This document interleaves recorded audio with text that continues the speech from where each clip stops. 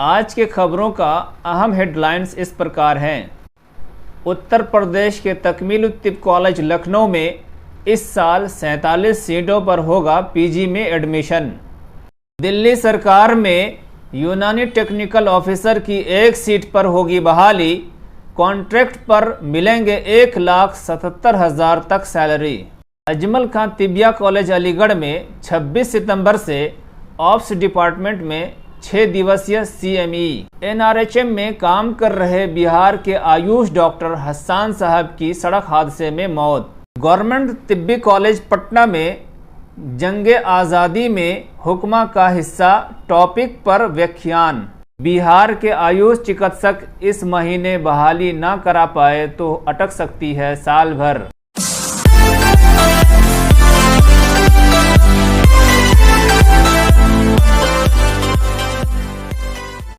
अस्सलामु अलैकुम नाजरीन, आप देख रहे हैं यूनिप्रेस यूनानी न्यूज़ पोर्टल। मैं डॉक्टर मोहम्मद जाहिद इकबाल यूनानी से मुताल्लिक़ ख़बरों को लेकर फिर से हाजिर हुआ हूँ। स्टेट तकमील-उत-तिब कॉलेज लखनऊ से दस्तगीर अहमद खान ने बताया कि तकमील-उत-तिब कॉलेज में पहले से एनाटोमी में 8 और PSM में 6 PG सीट थी।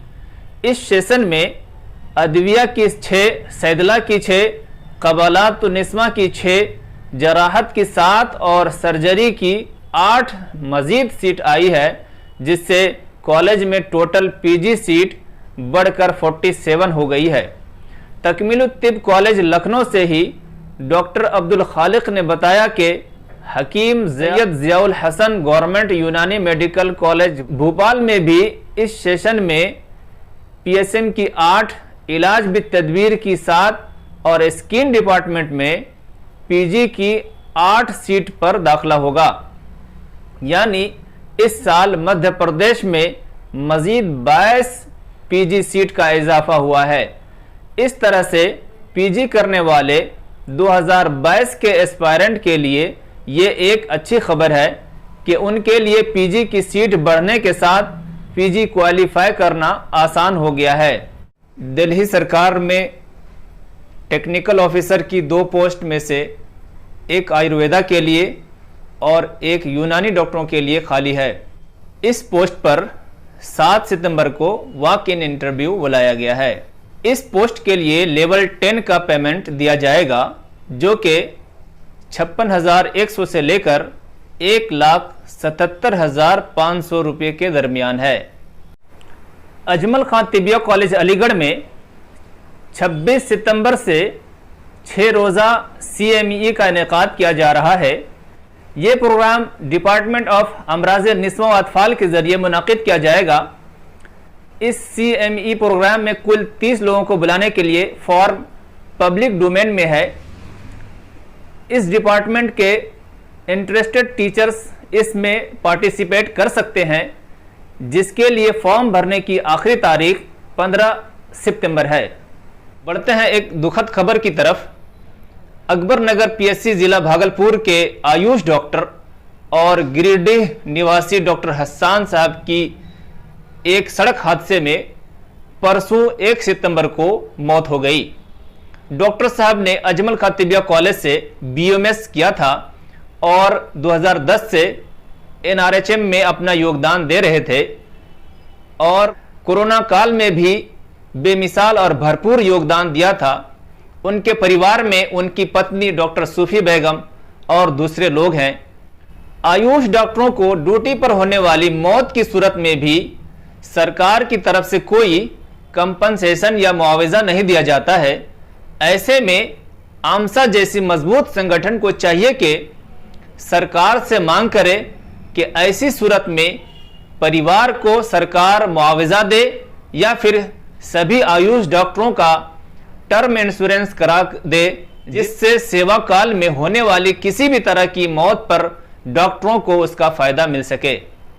गवर्नमेंट तिब्बी कॉलेज पटना में कॉलेज के स्टूडेंट प्लेटफॉर्म खुद्दाम तिब ने 27 अगस्त को जंग आज़ादी में हुक्मा का हिस्सा के उन्वान पर एक नशिस्त का इनेकाद किया था। इस प्रोग्राम के सदर गवर्नमेंट तिब्बी कॉलेज पटना के प्रिंसिपल प्रोफेसर तबरेज़ अख्तर लारी साहब प्रोग्राम की निजामत कॉलेज के assistant professor doctor Mohammad Shafat करीम साहब ने की।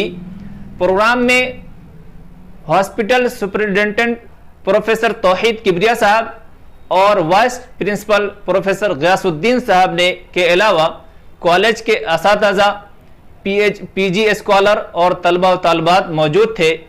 इस प्रोग्राम में डॉक्टर मुजफ्फरुल इस्लाम साहब, डॉक्टर तनवीर साहब टीएसटी और डॉक्टर जमाल साहब शोबा कुल्लियात ने लेक्चर डिलीवर किया। इन लोगों ने बताया कि ये टॉपिक ऐसा है कि न तो इस पर अब तक कोई बात हुई है और न ही लिखा गया है, लेकिन उस वक्त जितने हकीम थे वो ज़्यादातर मौलाना भी थे, इसीलिए उनका नाम भी मौलाना की लिस्ट में आ गया और उनका हकीम वाला कैरेक्टर नुमाया नहीं हो सका। इस टॉपिक पर काम करने की ज़रूरत है।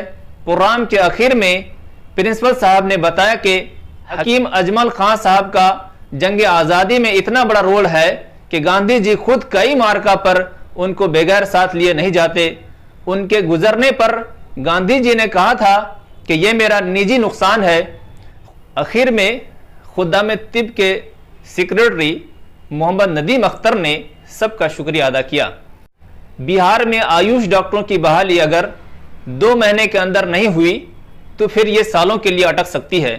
सुप्रीम कोर्ट ने 1 अगस्त को अपने फैसले में कहा था कि होम्योपैथी डॉक्टरों का मुकदमा खारिज किया जाता है और वैकेंसी पर स्टे भी हटाया जाता है, लेकिन बिहार सरकार को कमेटी बनाकर फिर से रिव्यू करने के लिए कहा गया था। मोतबर जराये से मालूम हुआ है कि अब तक डिपार्टमेंट में ये कमेटी नहीं बनाई गई है। अगर 3 महीना पूरा हो जाता है, होम्योपैथी डॉक्टर फिर से सुप्रीम कोर्ट जा सकते हैं और ऐसे में बहाली पर रोक भी लग सकता है। बिहार के तमाम आयुष डॉक्टरों को चाहिए कि आमसा और आरबीएसके जैसी मजबूत तंजीम को सपोर्ट करे, जो कि इस वैकेंसी को जल्द से जल्द कराने के लिए मेहनत कर रही है। प्राप्त सूत्र से पता चला है कि डिपार्टमेंट अपनी तरफ से इस वैकेंसी को कराने के लिए पॉजिटिव है, लेकिन कुछ कानूनी अड़चन की वजह से देरी हो रही है। उम्र में 23 साल की छूट के लिए जिन लोगों ने मुकदमा किया था और हाई कोर्ट से जीत भी गए, उनमें 2 ऐसे भी हैं जो इसी साल रिटायर कर जाएंगे। ऐसे में मालूम होता है कि आयुष डॉक्टरों की बहाली न होने की जिम्मेदार हम आयुष डॉक्टर ही हैं। अब भी अगर हम सब अपना पर्सनल बेनिफिट को छोड़कर इस बहाली के लिए एक मंच पर आ जाएं, तो बेशक 1 महीने में बहाली मुमकिन है। इस बहाली पर हर हफ्ते अपडेट देते रहेंगे। इसके लिए हमारे चैनल को लाइक और सब्सक्राइब करें और बेल आइकन को भी दबा दें ताकि वक्त पर अपडेट आपके पास आती रहे।